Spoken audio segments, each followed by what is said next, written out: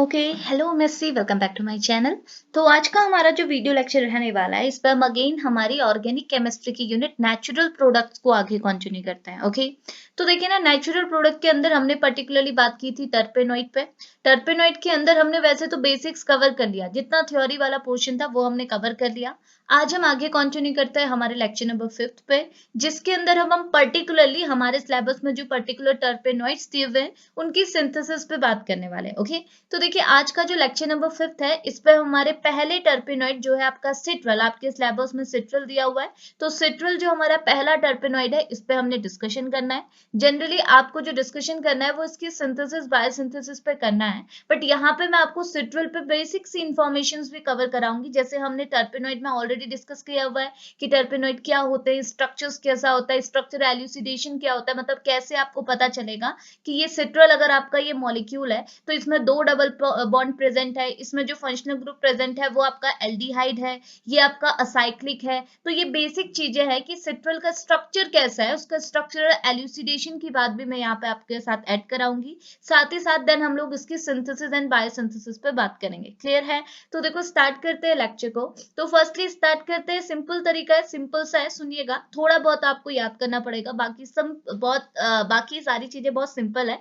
जैसे हमने पहले भी बात कर रखी स्ट्रक्चरल एल्यूसिडेशन पे कि कैसे हम किसी भी कंपाउंड के स्ट्रक्चर को एल्यूसिडेट करते हैं, वही कॉन्सेप्ट आपने यहाँ ऐड करना है। ओके तो सुनिएगा, फर्स्टली इसने डायरेक्टली स्ट्रक्चर दिखाया हुआ है कि अगर आप सिट्रल का स्ट्रक्चर देखना चाहते हैं तो सिट्रल का स्ट्रक्चर कुछ इस टाइप का आप देख सकते हैं। ये आपका एक टाइप का असाइक्लिक कंपाउंड है जिसमें आपके पास दो फंक्शनल ग्रुप लगे हुए हैं और एक एल्डिहाइड ग्रुप लगा हुआ है। तो फर्स्टली आप स्ट्रक्चर ड्रॉ करेंगे, एग्जाम में अगर क्वेश्चन पूछा जाता है देन आप बता सकते हैं कि सिट्रल जो है, मैंने आपको एग्जांपल पे भी कवर कराया हुआ था ये सारी चीजें जब हमने क्लासिफिकेशन ऑफ टर्पेनोइड डिस्कस किए थे। वहां मैंने आपको जो हमारा पहला टाइप का टर्पेनोइड होता है जो है आपका मोनो टर्पेनोइड, इस पे मैंने आपको सिट्रल का एग्जांपल दिया हुआ था।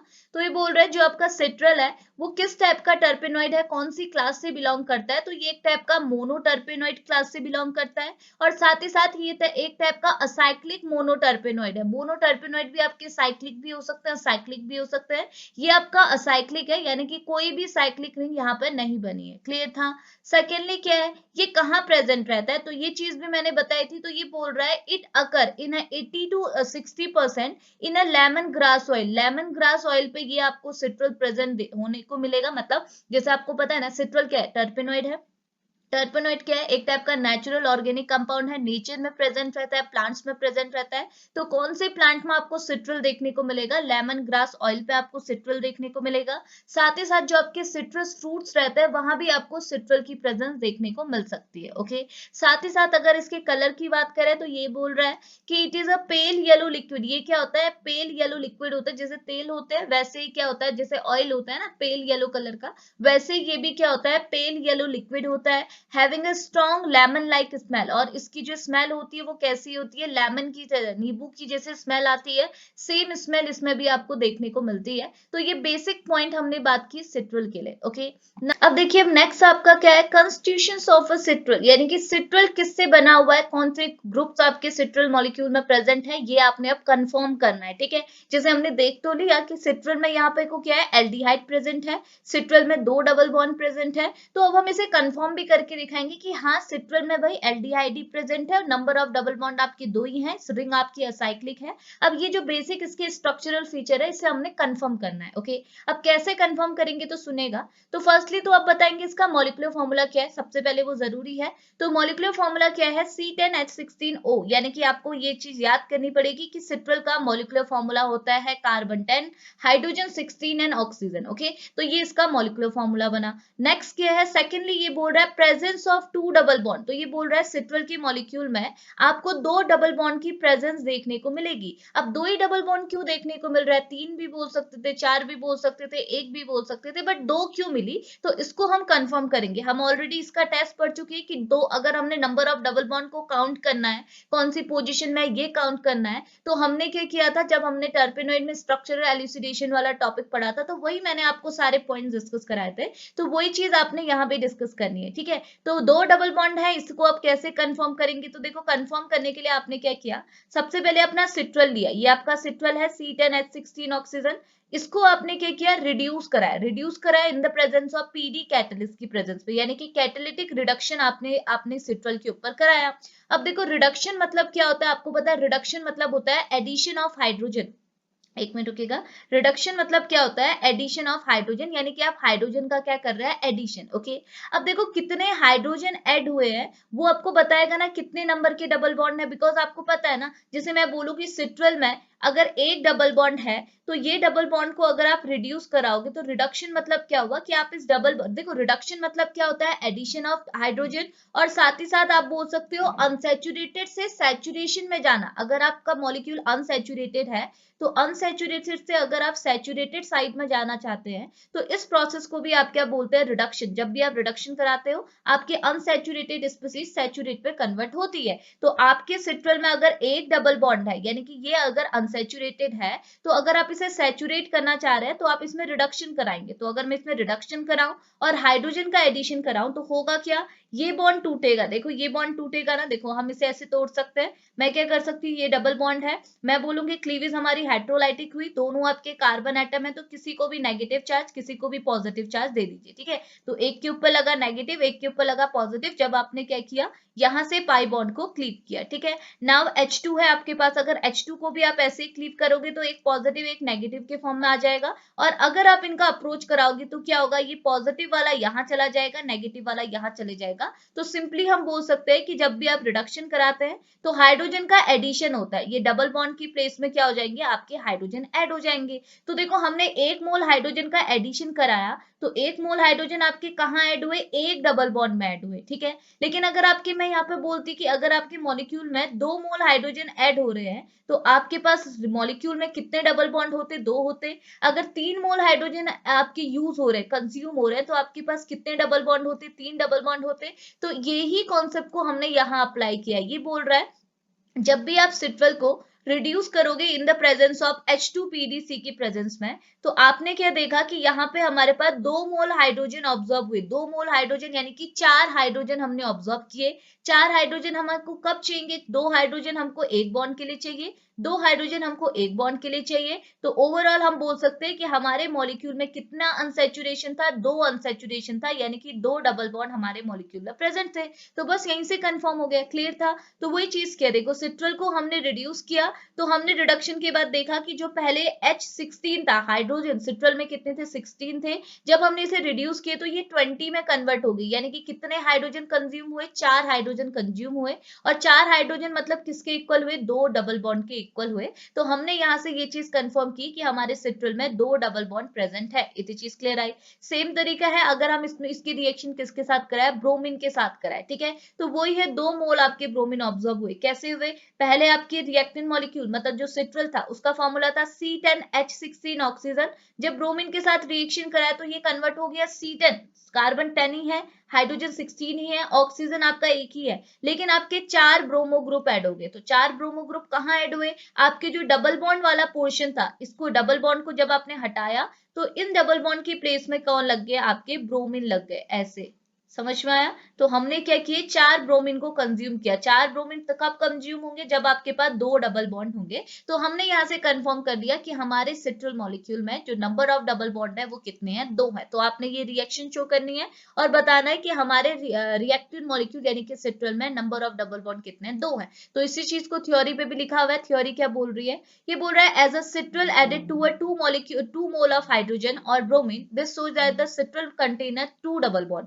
तो ये बोले क्योंकि जो आपका सिट्रल है वो आपके 2 मोल हाइड्रोजन 2 मोल ब्रोमीन को ऑब्जॉर्व कर रहा है, जो ये इंडिकेट करता है कि आपके सिट्रल में 2 डबल बॉन्ड प्रेजेंट हैं। ओके, क्योंकि 1 मोल आपके 1 डबल बॉन्ड के लिए, 2 मोल आपके 2 डबल बॉन्ड के लिए, 3 मोल आपके 3 डबल बॉन्ड के लिए। क्लियर है, तो ये डबल बॉन्ड का कंफर्मेशन हुआ। ओके, नाउ अब आगे बात करते हैं। ओके, अब देखो नेक्स्ट आपका क्या है, नेक्स्ट है आपका प्रेजेंस ऑफ एल्डिहाइड ग्रुप। अब आपने ये कंफर्म करना है कि 2 डबल बॉन्ड तो चलो ठीक है मान लिया, अब बात करते हैं यहाँ एल्डिहाइड ग्रुप है, ये आपको कैसे पता चला, कीटो हो सकता था, एसिड हो सकता था, कुछ और ग्रुप हो सकता था, बट एल्डिहाइड है, ये कैसे कंफर्म हुआ? ओके, अब देखो इसको कंफर्म करने के लिए आप ये बोलेंगे, जैसे हमने ऑलरेडी जब मैंने आपको टर्पेनोइड की थ्योरी डिस्कस कराई थी, वहां जब स्ट्रक्चरल एल्यूसिडेशन पे हमने बात की थी, तो वहां मैंने आपको सारे फॉर्मेट बताए थे कि कौन कौन सी रिएक्शन, कौन कौन सा कंफर्मेशन टेस्ट है, ठीक है। तो वही चीज आपको यहाँ पे बता रही हूँ, देखो ना, सबसे पहले एल्डिहाइड है या नहीं है, इसको कंफर्म करने से पहले आपको कंफर्म करना होगा कि आपके रिएक्टेंट मॉलिक्यूल यानी कि सिट्रल मॉलिक्यूल में ऑक्सो ग्रुप प्रेजेंट है या नहीं है। ऑक्सो ग्रुप मतलब कि वो ग्रुप जहां पे ऑक्सीजन आपके डबल बॉन्ड में रहता है, ठीक है, डबल बॉन्ड जैसे कार्बन के साथ रह रहा है, तो ये आपका ऑक्सो ग्रुप हुआ, ठीक है। अब देखो ऑक्सो ग्रुप होना मतलब ये नहीं होता है कि एल्डिहाइड होना, बिकॉज ये जो ग्रुप है ये आपको एसिड में भी मिलता है, ये ग्रुप आपको एल्डिहाइड में भी मिलता है, ये ग्रुप आपको कीटो में भी मिलता है। तो सबसे पहले आप डायरेक्टली एल्डिहाइड का कंफर्मेशन टेस्ट नहीं करते हैं, सबसे पहले आप ऑक्सो ग्रुप का कंफर्मेशन टेस्ट करते हैं, यानी कि ये कंफर्म करते हैं कि आपके रिएक्टेंट मॉलिक्यूल, आपके सिट्रल मॉलिक्यूल में ये ऑक्सो ग्रुप यानी कि C double bond O group present है या नहीं है। अगर पता चलता है कि प्रेजेंट नहीं है तो ठीक है, बात ही खत्म, ना एल्डिहाइड होगा, ना कीटो होगा, ना एसिड होगा, कुछ नहीं होगा। लेकिन अगर ये बात होती है कि यहाँ पे आपका ये ऑक्सो ग्रुप प्रेजेंट है, देन उसके बाद आप पर्टिकुलर टेस्ट करते हैं कि ऑक्सो ग्रुप ये आपका कौन सा, एल्डिहाइड है या फिर CHO, एल्डिहाइड है या एसिड है या कीटोन है। उसके बाद जाके क्या होती है, ये सारी चीजें कंफर्म होती है। तो पहले आपने ऑक्सो ग्रुप को कंफर्म करना है, देन आप एल्डिहाइड, एसिड और अपने कीटो को कंफर्म करेंगे, देन आपको पता चलेगा कि एल्डिहाइड है, एसिड है या फिर कीटो है। ओके, तो ऑक्सो ग्रुप है या नहीं, इसे हम कैसे कंफर्म करेंगे? तो देखो ये भी मैं आपको ऑलरेडी डिस्कस करा चुकी हूँ। हमने क्या बोला, ये बोलता है कि जब भी आप अपने सिट्रल को रिएक्ट कराते हो, किसके साथ, हाइड्रोक्सामाइन और फिनाइल हाइड्रोजीन के साथ अगर आप रिएक्ट कराते हो, किसका रिएक्शन कराते हो, सिट्रल का रिएक्शन कराते हो, तो अगर आफ्टर रिएक्शन आपको ऑक्सिन और phenyl hydrazone as a product obtain होते हैं, तो आप ये कंफर्म कर लीजिएगा कि यहाँ पे आपका जो रिएक्टेंट मॉलिक्यूल है वो आपका ऑक्सो ग्रुप को कैरी करता है, बिकॉज इस ऑक्सो ग्रुप की वजह से ही आपका हाइड्रोक्सामाइन एंड फिनाइल हाइड्रोजिन जो है वो कन्वर्ट होता है ऑक्सिन एंड फिनाइल हाइड्रोजोन में। इतनी चीज क्लियर आई? तो ये हमें कंफर्म कैसे होगा? तो देखो सबसे पहले हमने क्या है, पूरा सिट्रल नहीं लिया है, हमने ये दिखाया कि हमारा जो सिट्रल मॉलिक्यूल है उसका ऑक्सो ग्रुप हमने यहाँ इंडिकेट किया है कि अगर ऑक्सो ग्रुप हुआ तो ओके। अब ऑक्सो ग्रुप आपने लिया, उसकी रिएक्शन आपने पहले किसके साथ कराई है, सबसे पहले आपने रिएक्शन कराई है, सबसे पहले आपने रिएक्शन कराई है हाइड्रोक्सामाइन से, ठीक है। तो आपने यहाँ पे क्या लिया, हाइड्रोक्सामाइन लिया है, इसकी रिएक्शन कराई तो होता क्या है, देखो सिंपल सी रिएक्शन है, रटने की भी नीड नहीं है। आपने क्या करना है, वाटर का एलिमिनेशन करना है। तो यहाँ से ऑक्सीजन आया, यहाँ से आपके क्या हुआ, NH2 से आपका H2 आया, तो यहाँ से दोनों एलिमिनेट हो गए, तो वाटर बन के ये एलिमिनेट हो गया। बाकी डबल बॉन्ड O की प्लेस में अब क्या लग जाएगा, डबल बॉन्ड N और साथ में हाइड्रोक्सी ग्रुप। तो ये स्पीसीज आपकी बन रही है और ये स्पीसीज आपकी क्या है, ऑक्सिन। तो हमको क्या है, ऑक्सिन ऑब्टेन हुआ। साथ ही साथ अगर आपके पास क्या है, आपका सिट्रल मॉलिक्यूल, और सिट्रल के मॉलिक्यूल में हम पर्टिकुलरली क्या दिखा रहे हैं, ऑक्सो ग्रुप। इसकी रिएक्शन अगर हम लोग फिनाइल हाइड्रोजिन के साथ कराते हैं, ये है आपका फिनाइल हाइड्रोजिन, तो आफ्टर रिएक्शन हमको क्या मिल रहा है, देखो फिनाइल हाइड्राजोन मिल रहा है। कैसे मिला, हमने क्या किया, यहाँ से सेम किया, वाटर को एलिमिनेट किया। ये आपको फॉर्मुलेज याद करने होंगे, बाकी आसान है। यहाँ से आप वाटर को एलिमिनेट करेंगे और अगेन यहाँ पे कार्बन एंड नाइट्रोजन का डबल बॉन्ड लगेगा, नाइट्रोजन के साथ सिंगल बॉन्ड होगा, नाइट्रोजन H का, देन आपका पूरा फिनाइल रिंग। तो हमको क्या, ये दो चीज ऑब्टेन हुई, जिसमें से पहली स्पीसीज है आपकी ऑक्सिन और दूसरी आपकी फिनाइल हाइड्राजोन। तो हमको क्या, अगर ये दोनों ही ऑब्टेन हो गए, ये दोनों ही स्पीसीज अगर आफ्टर रिएक्शन ऑब्टेन हो गई है, जब आपने सिट्रल की रिएक्शन कराई हाइड्रोक्सी अमीन के साथ, जब आपने सिट्रल की रिएक्शन कराई फिनाइल हाइड्रोजिन के साथ, तो आफ्टर रिएक्शन अगर आपको ऑक्सिम और फिनाइल हाइड्राजोन ऑब्टेन हुआ है, तो हमको ये इंडिकेट कर रहा है कि हमारे सिट्रल मॉलिक्यूल के अंदर क्या है, ऑक्सो ग्रुप प्रेजेंट है। इतनी चीज क्लियर आई? तो अगर आपकी ये रिएक्शन आसानी से हो जा रही है तो कंफर्म है कि ऑक्सो ग्रुप प्रेजेंट है। क्लियर था? तो आपने यही चीज बतानी है एग्जाम में, ठीक है। नाउ अब ऑक्सो ग्रुप तो है, अब ऑक्सो में भी कौन सा है, कीटो है, एल्डिहाइड है या फिर एसिड है? तो देखो हमको तो पता है कि यहाँ पर एल्डिहाइड है, तो हम सारे टेस्ट की बात नहीं करेंगे, हम एल्डिहाइड को कंफर्म करना दिखाएंगे, दैट्स इट। ओके, तो एल्डिहाइड को हम कैसे कंफर्म करवा सकते हैं? तो देखो ना, ये क्या बोल रहा है, पहले मैं डायरेक्टली आपको समझाऊं तो ये क्या बोल रहा है, देखो।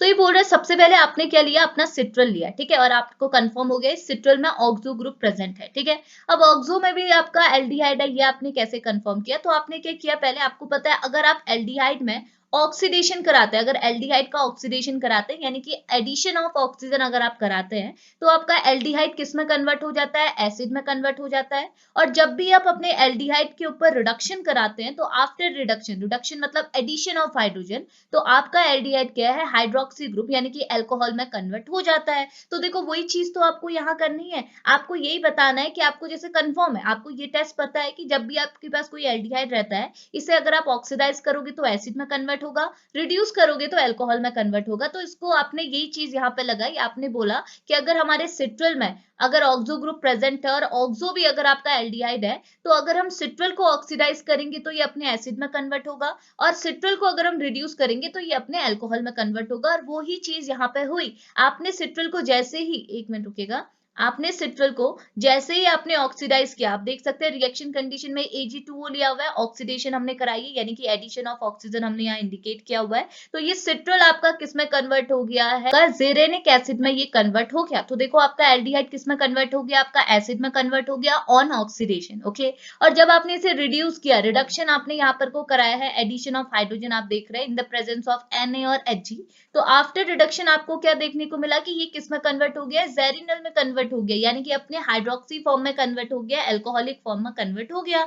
तो अगर ये कन्वर्ट हो गए तो ऑब्वियस सी बात है, कितना आसान है, हम बोल सकते हैं कि ये हमारा एल्डिहाइड है, बिकॉज एल्डिहाइड ही जब आप इसे ऑक्सीडाइज करते हो तो एल्डिहाइड ही एसिड में कन्वर्ट होता है, और जब आप रिड्यूस करते हो तो ये अपने अल्कोहलिक फॉर्म में कन्वर्ट होता है। तो यहाँ से हमें कंफर्म हो गया कि हमारे सिट्रल में जो ऑक्सो ग्रुप प्रेजेंट है वो हमारा एल्डिहाइड है, और इसी को यहाँ थ्योरी पे लिखा हुआ है। यहाँ पे क्या लिखा है, थ्योरी पे लिखा हुआ है, इतना तो कर सकते हैं, देख लीजिए ये हमको एक अल्कोहलिक इसका प्रोडक्ट मिला, और ऑन ऑक्सीडेशन ये हमारे क्या है, एसिडिक फॉर्म में कन्वर्ट हो गया, जो कि ये इंडिकेट करता है कि हमारा जो ऑक्सो ग्रुप है वो हमारा कौन सा ग्रुप है, एल्डिहाइड ग्रुप है। इतना कर लेंगे तो ये हमारा क्या हो गया, कंफर्मेशन हो गया एल्डिहाइड ग्रुप का। ठीक है, नाउ अब कंफर्मेशन किसका है, ये बोल रहा है सिट्रल एक असाइक्लिक कंपाउंड है, ये हमको कैसे कंफर्म हुआ, हम इसे साइक्लिक भी बना सकते थे, असाइक्लिक हुआ, ये हमें कैसे कंफर्म हुआ। तो सुनिएगा यहाँ पे क्या लिखा हुआ है, एक मिनट रुकिएगा, ये बोल रहा है the presence of two double bond and an aldehyde group in a citral led to a unsaturation hydrocarbon of a molecular formula C10H22। Okay, तो ये बोले क्योंकि अभी तक हमने इतना कंफर्म कर लिया है कि हमारे सिट्रल मॉलिक्यूल में दो डबल बॉन्ड प्रेजेंट है और एक एल्डिहाइड ग्रुप प्रेजेंट है, जिसकी वजह से हमने इतना तो कंफर्म कर लिया है कि हमारा जो सिट्रल है वो एक टाइप का अनसैचुरेटेड हाइड्रोकार्बन है, जिसका मॉलिक्यूलर फॉर्मूला कितना बन गया, C10H22 बन गया। ओके, अब इस C10H22 को अगर हम पुट करते हैं, कहाँ पुट करते हैं, हमारी टेबल पर, जो मैं आपको ऑलरेडी क्लासिफिकेशन वाले लेक्चर पर समझा चुकी हूँ, तो अगर उस टेबल पे आप पुट करेंगे तो आपको इसका फॉर्मूला क्या मिलेगा, देखो हमारा क्या बना, C10 को अगर मैं N से रिप्रेजेंट करती हूँ तो ये Cn बन जाएगा, और हाइड्रोजन को भी अगर मैं N से रिप्रेजेंट करती हूँ तो 10 और 10 कितना होना चाहिए, 20, तो ये क्या हो जाएगा 2n। ठीक है, 2n हो गया आपका 20। देखो 20 को 22 को मैं कैसे लिख सकती हूँ, 20 + 2 लिख सकती हूँ, तो 20 मतलब क्या हुआ, n का दुगना, तो मैं इसे 2n करूंगी, प्लस क्या करूंगी 2, बिकॉज हमारे पास एडिशनल क्या है 2 है। ओके, तो ये जो फॉर्मूला बना CnH2n+2, तो ये जो फॉर्मूला बनता है ये किसका होता है, असाइक्लिक कंपाउंड का। मैं आपको टेबल ऑलरेडी ड्रॉ करा चुकी हूँ, मैं आपको क्लासिफिकेशन को ऑलरेडी समझा चुकी हूँ, तो वही चीज आपने यहाँ पे कॉपी करनी है। क्लियर था, तो कितना आसान है, देखो आपको फॉर्मूला ये मिला, इसे आपने पुट कर देना है, Cn हुआ तो H क्या होगा, 2n होगा, 2n मतलब 20 होगा, अभी भी दो बचे हुए हैं तो दो हाइड्रोजन बचे हैं तो +2 आपने कर लिया, तो CnH2n+2। तो ये जो फॉर्मूला होता है, ये जो जनरल फॉर्मूला होता है CnH2n+2, ये असाइक्लिक कंपाउंड का होता है। तो बस फॉर्मूले के थ्रू हमने ये कंफर्म कर लिया कि हमारा जो सिट्रल है वो एक टाइप का साइक्लिक कंपाउंड है। क्लियर था, तो ये भी हमने क्लियर कर लिया। ठीक है, नाउ है आइसोमेरिज्म ऑफ सिट्रल। आइसोमेरिज्म में आपको ये बताया जाता है ना सिंपली कि आपका सिट्रल जो है वो सिस है या फिर ट्रांस है, कैसे बताया जाएगा, तो सुनिएगा यहाँ पर क्या लिखा हुआ है, ये बोल रहा है the natural citral is a mixture of two isomer. अगर आप नेचुरल सिट्रल की अगर आप बात करते हैं तो नेचुरल सिट्रल जो होता है वो दो आइसोमर का मिक्सचर होता है, जिसे आप citral A and citral B कहते हैं। ठीक है, अब citral A and citral B को मैंने आपको यहाँ शो किया, देखो citral A and citral B. Okay, अब डिफरेंस क्या है, आप देखो सिट्रल ए के केस में आपको क्या देखने को मिलेगा, यहाँ पे जो आपका ये मिथाइल ग्रुप है और आपका यहाँ पे जो हाइड्रोजन है, ये दोनों क्या है, एक दूसरे के एडजेसेंट पोजीशन में, मतलब दोनों अपोजिट पोजीशन में, CH3 ऊपर है, हाइड्रोजन नीचे है, बिकॉज हाइड्रोजन के बदले यहाँ हमने CHO ग्रुप को डाल दिया है, तो ये हमारा ट्रांस सिट्रल है। देखो ये है आपका ट्रांस सिट्रल, ट्रांस हम क्यों कह रहे हैं, क्योंकि CH3 ग्रुप और हाइड्रोजन दोनों एक दूसरे के अपोजिट डायरेक्शन में है, तो आप इसे ट्रांस सिट्रल भी बोल सकते हैं, सिट्रल ए भी कह सकते हैं। आप इसे जेरेनियल भी बोल सकते हैं, जिसके लिए लिक्विड, ये लिक्विड स्टेट में होता है, जिसका बॉइलिंग पॉइंट आपको यहाँ दिया हुआ है 118 टू 119 डिग्री सेल्सियस। ओके, अब ये तो आपका क्या होता है, पहला होता है, ठीक है, ये आपका सिट्रल ए होता है। अब सिट्रल बी आपका क्या होता है, तो देखो सिट्रल बी में कुछ नहीं है, ये जो CH3 ग्रुप, मिथाइल ग्रुप और जो हाइड्रोजन है वो दोनों सेम साइड में, आपका CHO ग्रुप आपने नीचे की ओर डाल दिया, तो ये आपका सिट्रल बी है, जिसे आप क्या है, सिस सिट्रल भी बोल सकते हैं और नीरल भी बोल सकते हैं, ठीक है। ये भी आपके लिक्विड स्टेट में रहता है, जिसका boiling point exact 118 degree Celsius होता है, ठीक है। तो ये दो सिट्रल आपके पास है, एक है आपका जेरिनल, एक है आपका नीरल, ठीक है। अब इन दोनों सिट्रल में से हमने ये कंफर्म करना है कि एक्चुअल जो आपका यहाँ पे जो हम मॉलिक्यूल पढ़ रहे हैं ये कौन से स्टेट में होगा, सिट्रल ए वाले कंफर्मेशन में होगा या सिट्रल बी वाले कंफर्मेशन में होगा, इसको हमने चेक करना है, ठीक है। तो अब कैसे चेक करेंगे, उसके लिए हमको क्या आगे जाना पड़ेगा, ये रिएक्शन हमने समझनी पड़ेगी, ठीक है। अब ये रिएक्शन क्या बोल रहा है, पहले थ्योरी सुन लीजिए, ये क्या बोल रहा है, citral A and citral B को जब आप रिड्यूस करते हो NaHg की प्रेजेंस में, तो ये अपने करस्पॉन्डिंग अल्कोहल में कन्वर्ट हो जाता है। जैसे आपको पता है, हमने अभी आगे भी बोला, आपका अगर सिट्रल क्या है, एल्डिहाइड ग्रुप को कैरी करके बैठा है, चाहे आपका सिट्रल ए हो सिट्रल बी हो, दोनों में एल्डिहाइड है, तो अगर आप इन्हें रिड्यूस करोगे तो ऑब्वियस सी बात है ये अपने अल्कोहलिक फॉर्म में कन्वर्ट हो जाएगा। जो आपका जीरेनल है, ये जो आपका है ना जीरेनल है, ये आपके किस में कन्वर्ट हो जाएगा, जीरेनॉल में कन्वर्ट हो जाएगा, और जो आपका नीरल है वो नीरोल में कन्वर्ट हो जाएगा। क्लियर है, उसमें आपको शो भी करा देती हूँ। देखो ये है आपका सिट्रल ए, ये है आपका सिट्रल बी। सिट्रल ए आपका कैसा था, ट्रांस था, बिकॉज यहाँ पे जो आपका ये CH3 ग्रुप है और जो हाइड्रोजन है वो एक दूसरे के अपोजिट डायरेक्शन में है। सिट्रल बी जो है वो आपका सिस है, बिकॉज हाइड्रोजन और CH3 ग्रुप दोनों सेम डायरेक्शन में, ठीक है। इन दोनों को आपने रिड्यूस किया in the presence of NaHg, तो रिडक्शन के बाद आपने क्या देखा, ये अपनी अल्कोहलिक फॉर्म में कन्वर्ट हो गए, यानी कि एल्डिहाइड को आपने सिंपली क्या है अल्कोहल में कन्वर्ट करना है। देखो ये चीज मैंने आपको रिडक्शन वाले लेक्चर पे भी बताई थी। ऐसा नहीं करना है कि एल्डिहाइड की प्लेस में आपने डायरेक्टली क्या लिख के इसे काट के अल्कोहल, ऐसा नहीं करना, इसे काट के अल्कोहल नहीं लिखना।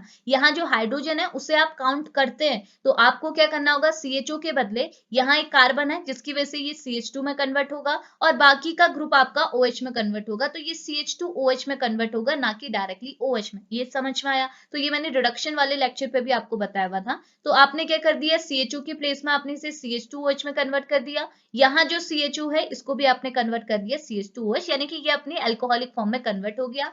एक बन गया जीरेनॉल, एक बन गया आपका नीरोल। ओके, अब ये बोल रहा है जब आप इसे क्या करते हो, एसिड की प्लेस में, एसिड की प्रेजेंस में ट्रीट करते हो, तो एसिड की प्रेजेंस यानी कि H पॉजिटिव आयन आपने दिया, तो H पॉजिटिव आयन की प्रेजेंस में आप जैसे इन्हें डालते हो तो यहाँ पे आपको साइक्लाइजेशन देखने को मिलती है। साइक्लाइजेशन जब देखने को मिलेगी तो आफ्टर साइक्लाइजेशन ये अपने अल्फा टर्पिनॉल में कन्वर्ट हो जाते हैं, दोनों ही अल्फा टर्पिनॉल में कन्वर्ट हो जाते हैं, पहला वाला यानी कि सिट्रल ए बी और सिट्रल बी भी। ओके, तो दोनों ही अगर साइक्लाइजेशन के बाद अल्फा टर्पिनॉल में कन्वर्ट हो जा रहे हैं, तो हमको कंफर्म कैसे हुआ कि कौन सा प्रोडक्ट आपका, मतलब कौन सा जो कंफर्मेशन है वो मेजर है और कौन सा माइनर है, तो वो डिपेंड करता है इनके रेट पे, इनकी जो रिएक्शन हो रही है, यहाँ जो साइक्लाइजेशन का प्रोसेस हो रहा है जिसमें ये अल्फा टर्पिनॉल में कन्वर्ट हो रहा है, वो जो रेट है वो स्लो है या फिर फास्ट है। तो हमको क्या देखने को मिलता है, हमको क्या ऑब्जर्व होता है कि जो सिट्रल ए है, अगर सिट्रल ए की केस में अगर आप देखेंगे जब भी इसमें साइक्लाइजेशन होती है, इसकी जो स्पीड होती है, साइक्लाइजेशन की जो प्रोसेस होती है वो काफी स्लो होती है। लेकिन अगर आप सिट्रल बी के थ्रू जाते हैं तो आपको देखने को मिलता है यहाँ जो स्पीड होती है वो काफी फास्ट होती है। आप बोल सकते हो अप्रोक्स 9 टाइम फास्टर होता है ये जो स्टेप होता है सिट्रल बी के थ्रू, जब आप ये प्रोसेस कराते हैं तो ये 9 टाइम्स फास्टर रहती है compare to citral A. Okay, तो हम बोल सकते हैं कि ये स्पीसीज आपकी फास्टर है या आपकी स्लोअर है, जिसकी वजह से हम ये कंफर्म करते हैं कि ये जो सिट्रल बी वाला कंफर्मेशन है इसको आप ज्यादा प्रेफर करते हैं कंपेयर टू सिट्रल ए। जिस वजह से आप देखोगे जब मैंने आपको फर्स्ट में स्ट्रक्चर शो किया था उसमें मैंने आपको क्या है इसका सिस कंफर्मेशन शो किया था।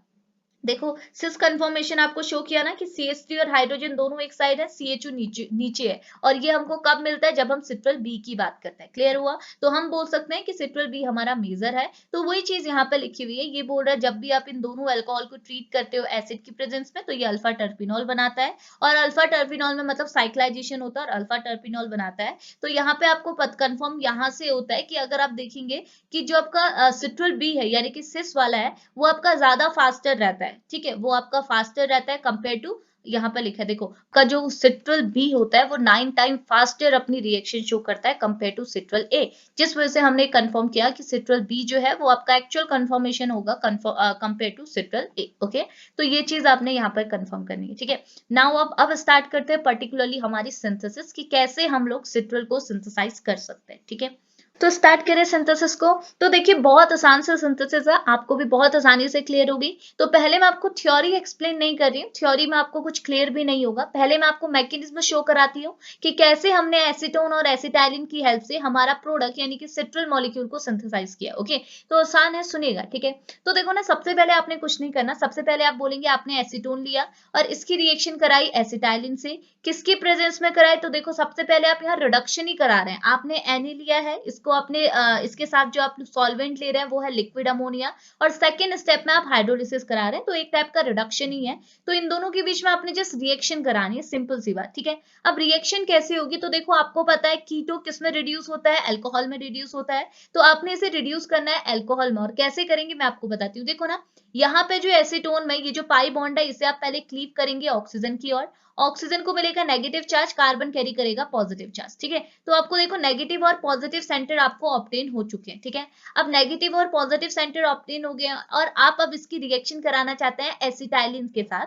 तो एसिटाइलिन तो अभी न्यूट्रल है, अब आपको क्या करना होगा, इसमें भी एक पॉजिटिव और नेगेटिव सेंटर जनरेट करना होगा अगर आप इन दोनों के बीच में रिएक्शन कराना चाहते हैं। तो इनके बीच में कैसे जनरेट होगा? तो देखो आप क्या कर सकते हैं, यहाँ पे जो कार्बन एंड हाइड्रोजन है, देखो ये पूरा जो एसिटाइलिन है वो सिमेट्रिकल है, तो आप किसी भी साइड से आप अपना काम करा सकते हैं। तो सपोज करती हूँ मैंने इस साइड से जो कार्बन एंड हाइड्रोजन का बीच का बॉन्ड है इसे क्लीव किया, और क्लीवेज आपको पता है हेट्रोलाइटिक ही होगी, बिकॉज रिएक्शन कंडीशन में तो कोई फोटोन गिवन नहीं है, तो हेट्रोलाइटिक क्लीवेज होनी है।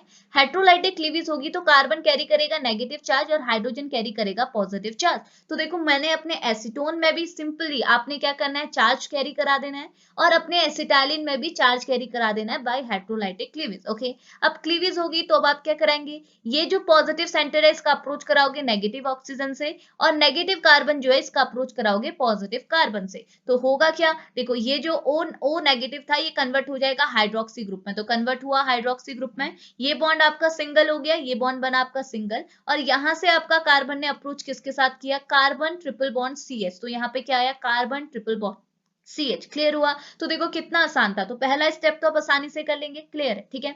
अब देखो सेकेंड स्टेप में आपने क्या करना है, पार्शियल रिडक्शन करना है। पार्शियल रिडक्शन मतलब देखो अभी अभी मैंने बोला रिडक्शन मतलब क्या होता है, रिडक्शन में आप क्या करते हैं, अपनी अनसैचुरेटेड स्पीसीज को सैचुरेट में कन्वर्ट करता है, यानी कि रिडक्शन मतलब होता है सैचुरेशन, आप अपनी अनसैचुरेटेड स्पीसीज को सैचुरेट में कन्वर्ट कर रहे हैं। अब देखो ये ट्रिपल बॉन्ड है यानी कि अनसैचुरेटेड है, तो इसे आप सैचुरेट में कन्वर्ट करोगे तो आप इसे single bond, carbon single bond carbon कर सकते हो ना। यहाँ आप 2 हाइड्रोजन देते, यहाँ आप 2 हाइड्रोजन देते, तो ये कन्वर्ट हो जाता आपका CH2 और CH3 में, तो ये आपका अनसैचुरेटेड से सैचुरेट में कन्वर्ट हो जाता। ओके, लेकिन ये जो रिडक्शन होता है ना वो कंप्लीट रिडक्शन होता, हमसे बोला गया पार्शियल रिडक्शन। पार्शियल रिडक्शन मतलब कि हमने आधा रिडक्शन करना है, आधा रिडक्शन कब होगा, जब आप ट्रिपल बॉन्ड को सिंगल बॉन्ड में कन्वर्ट ना करते हुए ट्रिपल बॉन्ड को डबल बॉन्ड में कन्वर्ट करेंगे। तो डबल बॉन्ड में आपका रिडक्शन तो हुआ बट कंप्लीट नहीं हुआ, पूरी तरह से सैचुरेट नहीं हुआ, समझ में आया? तो ट्रिपल से डबल में कन्वर्ट करना मतलब पार्शियल रिडक्शन, ठीक है। तो हमने क्या किया, ट्रिपल को कन्वर्ट कर देना है डबल में, तो हम सिंपल सा बाकी सारी चीजें एज इट इज है,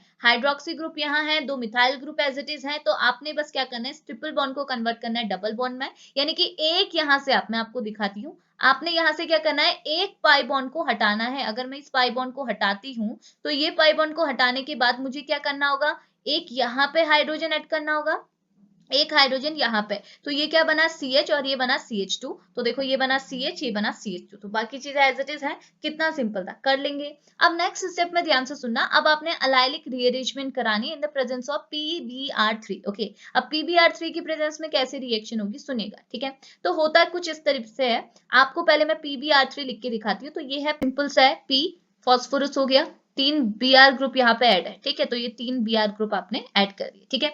अब होता क्या है, जब भी आप इस PbR3 की रिएक्शन कराना चाहते हैं इस पूरे मॉलिक्यूल के साथ, तो आपने कुछ नहीं करना है, एलाइलिक रीअरेंजमेंट को आप कैसे शो करोगे, आप सिंपली ये बोलोगे कि आपका ये जो मॉलिक्यूल है इसमें आपके पास हाइड्रोक्सी ग्रुप है, सिंपल सी बात, हाइड्रोक्सी ग्रुप में ऑक्सीजन जो रहता है इसके ऊपर अनपेयर्ड इलेक्ट्रॉन रहते हैं, सबको नोन है, ठीक है।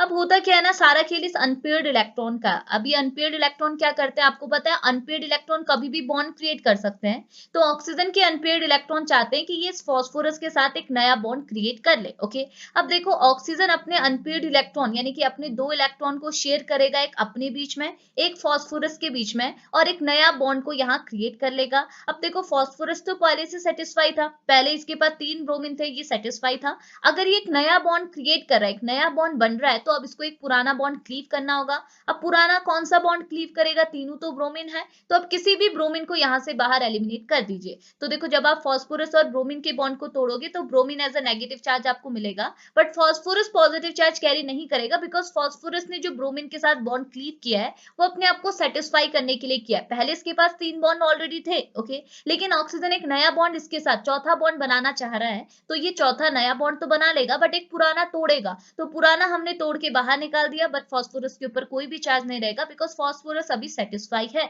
तो मैं ये एरो के प्लेस में क्या है, एक नया बॉन्ड शो कर देती हूँ कि ऑक्सीजन एंड फास्फोरस के बीच में एक नया बॉन्ड बना, फास्फोरस सेटिस्फाई है, अभी भी इसके पास 3 बॉन्ड है। लेकिन ये ऑक्सीजन को प्रॉब्लम होगी, क्यों होगी, बिकॉज देखिए ऑक्सीजन के पास पहले अनपेयर्ड इलेक्ट्रॉन थे, 2 इलेक्ट्रॉन थे, लेकिन इसने अपने 2 इलेक्ट्रॉन का यूज कर लिया, एक अपने पास रखा, एक फास्फोरस के साथ रखा, और दोनों के बीच में एक बॉन्ड क्रिएट कर लिया।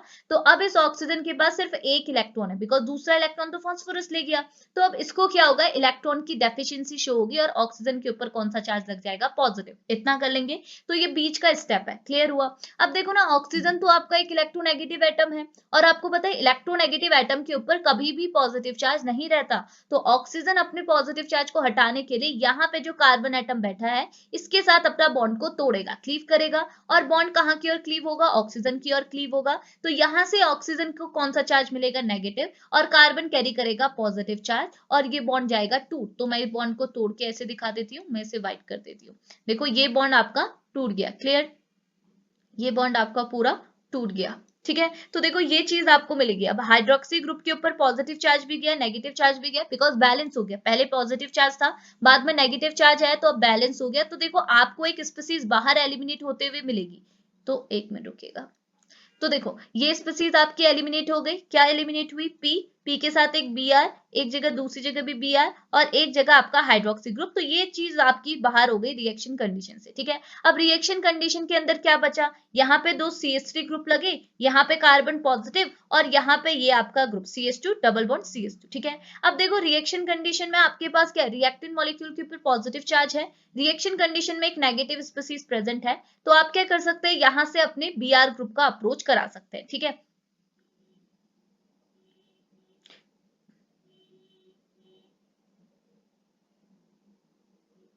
ठीक है, तो यहाँ से आप अपने Br ग्रुप का अप्रोच करा सकते हैं, बट यहाँ पे हम रीअरेंजमेंट की भी तो बात कर रहे हैं, रीअरेंजमेंट भी तो होगा, तो हम डायरेक्ट यहाँ पे Br का अप्रोच नहीं कराएंगे, यहाँ पे डायरेक्ट Br का अप्रोच नहीं होगा। यहाँ पे Br के अप्रोच के बजाय क्या होगा, हम क्या करेंगे, इस पॉजिटिव चार्ज को बैलेंस करने के लिए ये जो पाई बॉन्ड है ये शिफ्ट होगा इस एरिया पे, यानी कि यहाँ पे पाई बॉन्ड लगेगा।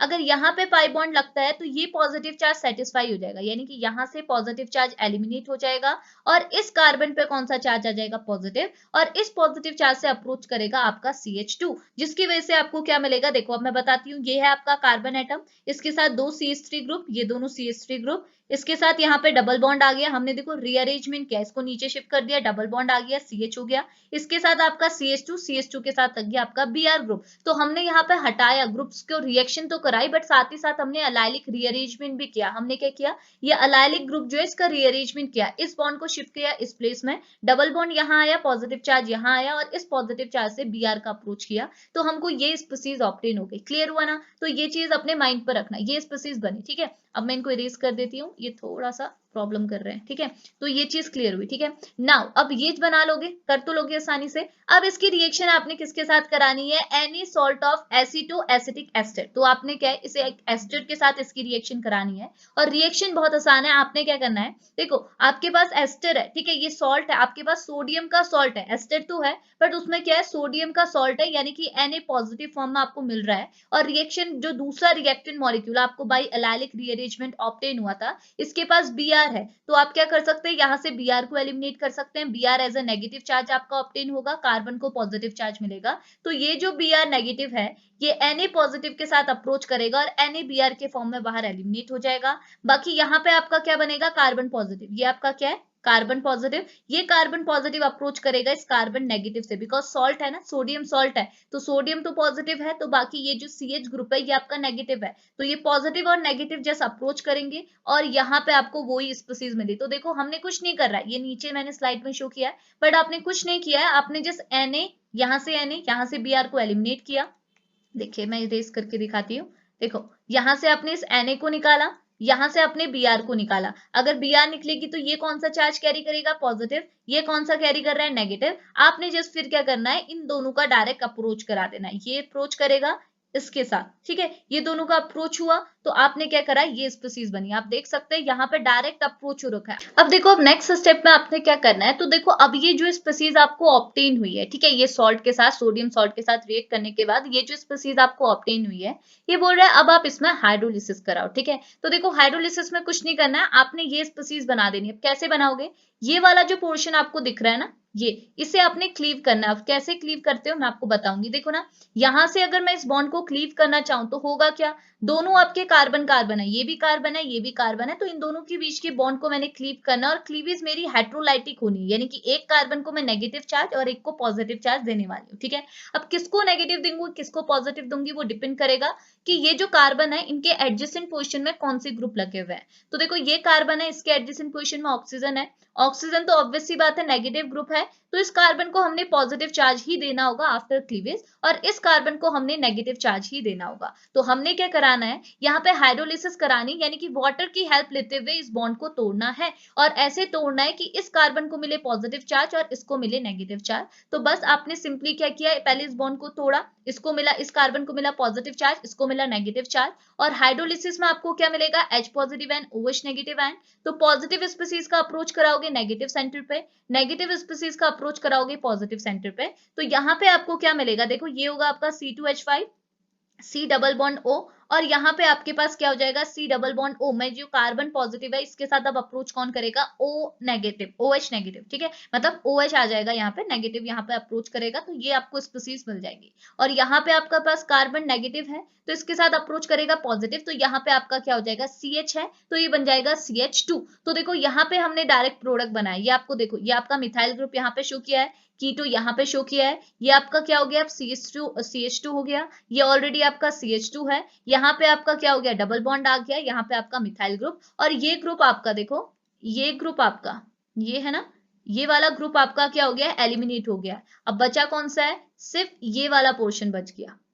क्लियर हुआ ना, ये ग्रुप हो गया, बस यहाँ पर जो नेगेटिव स्पीसीज थी वो पॉजिटिव में कन्वर्ट होगी, CH नेगेटिव किस में कन्वर्ट हो गया, CH2 में कन्वर्ट होगा। क्लियर हुआ, तो बस यही चीज आपने करनी है, यानी कि हाइड्रोलिसिस करानी है, आपने क्लीविस करानी है और वाटर की हेल्प से करानी है, हाइड्रो के थ्रू लाइसिस कराना है, यानी कि ब्रेक डाउन कराना है, कर लेंगे तो आपको ये स्पीसीज मिली, ठीक है। अब इसे बोलते हैं मिथाइल हेप्टेनोन, इस जो स्पीसीज मिली इसे आप बोलोगे मिथाइल हेप्टेनोन, ओके, यानी कि कीटो ग्रुप यहाँ पे है तो ये बन जाएगा मिथाइल हेप्टेनोन, ओके। अब इस मिथाइल हेप्टेनोन की रिएक्शन आपने कैसे करानी है, तो देखो ये जो आपका मिथाइल हेप्टेनोन आपको ऑब्टेन हुआ है, अब इसकी रिएक्शन आपने दोबारा करानी है, किसके साथ करानी है, अब आपकी रिएक्शन करानी है इथॉक्सी एसिटाइलिन मैग्नीशियम ब्रोमाइड के साथ रिएक्शन करानी है, देन आपने इसमें रिएक्शन कराना है वाटर का। तो अब रिएक्शन कैसे होगी, तो देखो बहुत आसान है, हाइड्रोलिसिस है वो बहुत आसान है, सुनिएगा आपने अब क्या करना है, आप सिंपली क्या करेंगे ना, सबसे पहले इस ये जो पूरे ग्रुप है इसके साथ अगर आपने रिएक्शन करानी है तो सबसे पहले आप क्या करेंगे, सबसे पहले आप इस कीटो को तोड़ेंगे, कीटो को अगर हम ब्रेक करेंगे तो कीटो किस में टूटेगा, देखो कीटो यहाँ पे ऑक्सीजन कैरी करेगा नेगेटिव चार्ज और कार्बन कैरी करेगा आपका पॉजिटिव चार्ज, ठीक है। तो देखो नेगेटिव एंड पॉजिटिव सेंटर हमने इसमें जनरेट किया। अब ये जो मॉलिक्यूल हमारे पास है, ये जो इथॉक्सी एसिटाइलिन मैग्नीशियम ब्रोमाइड हमारे पास है, इसमें भी हमने पॉजिटिव और नेगेटिव सेंटर जनरेट करना होगा। तो देखो ना, ये स्पीसीज आपकी ग्रिग्नार्ड रीजन के सिमिलर भी तो है, RMGX के सिमिलर। अगर मैं बोलूं कि ये पूरा ग्रुप मेरा R है तो इसके साथ हमारा क्या हो गया, MGX भी तो प्रेजेंट है। तो देखो हम इसे कैसे क्लीव कर सकते हैं, R और Mg के बीच के बॉन्ड को क्लीव कर सकते हैं। आपको पता है R को नेगेटिव चार्ज मिलता है और Mg को मिलता है पॉजिटिव चार्ज, यहाँ चीजें उल्टी हो जाती है, R को नेगेटिव मैग्नीशियम को पॉजिटिव, बिकॉज R यानी कि कार्बन की इलेक्ट्रोनेगेटिविटी ज्यादा होती है, मैग्नीशियम की इलेक्ट्रोनेगेटिविटी कम होती है, तो मैग्नीशियम कैरी करता है पॉजिटिव चार्ज, कार्बन कैरी करता है नेगेटिव चार्ज। तो हमने यहाँ से बॉन्ड को क्लीव किया, कार्बन को दिया नेगेटिव चार्ज, मैग्नीशियम को दिया पॉजिटिव चार्ज, और आपने जिस इनका अप्रोच करा दिया, देखो मैग्नीशियम कहाँ अप्रोच होगा, इस ऑक्सीजन से अप्रोच करेगा, यानी कि ये आपका क्या बनेगा, O नेगेटिव के बदले अब ये बन जाएगा OMgBr, ठीक है। तो देखो मैंने ना हाथ से नहीं लिखा है तो थोड़ी सी प्रॉब्लम आएगी चीजों को समझने में, मैंने बिकॉज ये डायरेक्ट आपके सामने प्लेस किया हुआ है, ठीक है। और आपके पास क्या है, ये जो नेगेटिव स्पीसीज है ये कहाँ चली जाएगी, इस साइड चली जाएगी, ठीक है। तो मैं इसको यहाँ ले लेती हूँ, यहाँ पे आपके पास क्या हो जाएगा, C triple bond C oxygen C2H5, तो ये चीज आपको यहाँ पे मिली, ठीक है। इतना मैं रिस्क कर दूं, देखिए ये वाली स्पीसीज आपको मिली, और इसको भी हटा देती हूँ, और यहाँ पे आपको क्या बना, सिंगल बॉन्ड, ठीक है। ये तो हट गया, सिंगल बॉन्ड बना, ये समझ में आया। तो हमने देखो ऑक्सीजन नेगेटिव था, इसके साथ MgBr डाल दिया, कार्बन पॉजिटिव था, इसके साथ हमने ये negative species C triple bond C O C2H5 को ऐड कर दिया, ठीक है। अब सेकंड स्टेप में हमने क्या करना है, वाटर का यूज करना है, यानी कि हाइड्रोलिसिस करना है। अब हाइड्रोलिसिस कैसे होता है, आप क्या करते हैं, इसे क्लीव करते हैं, ऑक्सीजन यहाँ नेगेटिव चार्ज कैरी करता है, मैग्नीशियम ब्रोमाइड आपका पॉजिटिव चार्ज कैरी करता है, तो आप यहाँ पर को क्या करते हैं, हाइड्रोलिसिस कराते हैं, यानी कि हाइड्रोलिसिस में हाइड्रोजन पॉजिटिव OH नेगेटिव, तो आप क्या करते हैं, नेगेटिव स्पीसीज को पॉजिटिव यानी कि H पॉजिटिव देते हैं, पॉजिटिव स्पीसीज को OH नेगेटिव देते हैं, तो यहाँ से आपका क्या निकलता है, MgBr OH आपका बाहर एलिमिनेट होता है, और O नेगेटिव के साथ H पॉजिटिव आ जाता है, यानी कि ये ग्रुप आपका किसमें कन्वर्ट हो जाता है, हाइड्रोक्सी। तो यहाँ पे आपको क्या मिलता है, देखिए यहाँ पे आपको मिल जाता है हाइड्रोक्सी, ये OH में कन्वर्ट हो जाता है, और ये आपका सिंगल बॉन्ड हो जाता है। तो देखो ये स्पीसीज बनी, तो यही स्पीसीज तो हमको यहाँ मिली है, देखो सारी चीजें आपकी एज इट इज है, हमको बस ये स्पीसीज यहाँ मिली है, हमने ये जो हाइड्रोक्सी ग्रुप नीचे लिखा हुआ है इसको आपने यहाँ क्या कर रखा है, ऊपर कर रखा है, और ये ग्रुप आपका नीचे आया हुआ है, क्लियर है। तो देखो बाकी सारी चीजें एज इट इज है, तो देखो ये चीज तो हम लोग करते हैं जब हम लोग ना वो पढ़ते हैं ग्रिग्नार्ड रिएजेंट के थ्रू रिडक्शन पढ़ते हैं, तो यही चीज तो करते हैं, हमने कीटो को किस में कन्वर्ट कर दिया, हाइड्रोक्सी ग्रुप में रिडक्शन कराया, बट किसके थ्रू कराया, ग्रिग्नार्ड रिएजेंट के थ्रू, RMgX का यूज किया हमने, ठीक है। अब यहाँ पे R हमारा क्या है, पूरा इथॉक्सी एसिटाइलिन है, फिर then magnesium bromide, okay, and then water की प्रेजेंस लेते हुए हमने हाइड्रोलिसिस किया, क्लियर हुआ।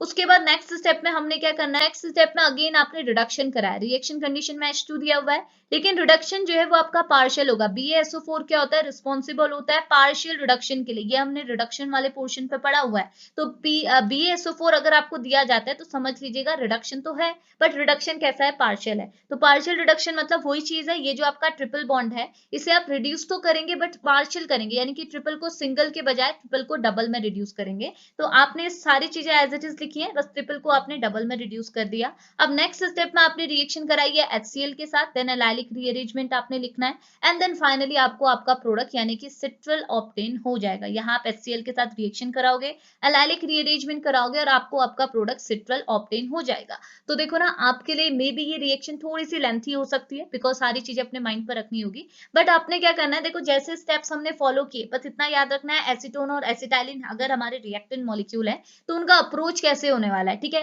देन पार्शियल स्टेप्स याद रखने हैं, देन पार्शियल रिडक्शन होने वाला है, देन PBr3 के थ्रू एलाइलिक रीअरेंजमेंट होगा, देन आप सोडियम सॉल्ट लेंगे तो सोडियम सॉल्ट आपको मिलेगा, तो आपको पता है आप अप्रोच कैसे कराएंगे, देन हाइड्रोलिसिस दिया हुआ है तो आपने यहाँ से बॉन्ड क्लीव करना है, देन आपको यहाँ पे आपको RMgX यानी कि ग्रिग्नार्ड रिएजेंट में दिया हुआ है तो आप कैसे अप्रोच कराएंगे। तो देखो आपने रिएजेंट अगर आपको याद होंगे तो आप अप्रोच खुद करा सकते हैं, एंड देन लास्टली आप डायरेक्टली भी लिख सकते हैं कि आपने रिएक्शन कंडीशन में एक बार पार्शियल रिडक्शन लिया, ऐसे रिएक्शन कंडीशन दिखाइएगा, ऊपर आप लिख लीजिएगा पार्शियल रिडक्शन किया in the presence of BaSO4, और दूसरे स्टेप में आपने क्या किया, HCl और एलाइलिक रीअरेंजमेंट किया, और आपको आपका सिट्रल एज अ प्रोडक्ट मिल गया। तो रिएक्शन अगर आपको मैकेनिज्म थोड़ी सी लेंथी लगती है तो आप ये काम भी कर सकते हैं, ठीक है। तो ज्यादा कुछ नहीं है, ये आपका सिट्रल का मैकेनिज्म है, ये आपकी सिट्रल की सिंथेसिस है, इसके थ्रू आप क्या कर सकते हैं, सिट्रल को सिंथेसाइज कर सकते हैं, और वही चीज आपको यहाँ पर कुछ थ्योरी पे लिखी गई है। तो थ्योरी तो पढ़ने की जरूरत नहीं है क्योंकि हम मैकेनिज्म समझ चुके हैं, तो वही चीजों को यहाँ पे थ्योरी में लिखा हुआ है, तो ये चीज हमने करनी थी। और ये जो सिंथेसिस है इसे बोलते हैं एरिन वॉन ड्रॉप सिंथेसिस, जिसे 1948 में दिया गया था। तो जो हमने थ्योरी मैकेनिज्म किया उसी का थ्योरेटिकल पॉइंट यहाँ पर लिखा हुआ है, ठीक है। तो बस यही चीज हमने डिस्कस करनी थी सिट्रल के अंदर, ओके। तो होप लेक्चर हेल्पफुल रहे, ज्यादा कुछ नहीं है, अगर आपने प्रीवियस लेक्चर्स देखे होंगे तो डेफिनेटली आपको क्लियर आया होगा, ठीक है। तो एक हमारा टर्पेनॉइड हमने कवर किया, इसके बाद देखते हैं जो भी टर्पेनॉइड होगा उसे भी मैं जल्दी अपलोड कर दूंगी, ठीक है। तो अभी लेक्चर को फिनिश करते हैं, होप लेक्चर हेल्पफुल रहे। तो अभी लेक्चर को फिनिश करते हैं, मिलेंगे नेक्स्ट लेक्चर पे, तब तक के लिए बाय बाय।